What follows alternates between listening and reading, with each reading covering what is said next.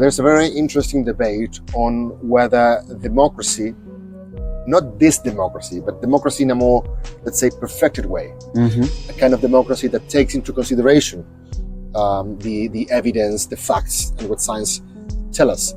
And a non-corrupt democracy, of course. So there's some debate in the literature and political theory whether democracy in this sort of perfected way will be able to handle the climate crisis, or otherwise we have to say, you know what, eco-authoritarianism. There's no way to do this to convince democratically. And the time is running.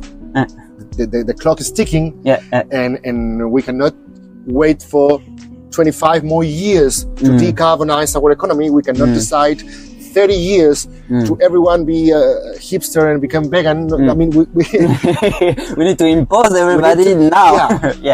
And that means coercion. So that's what I mean by eco-authoritarianism. There are a lot of papers and theories going around that say it's not that we want to become an eco-authoritarian state or whatever political regime.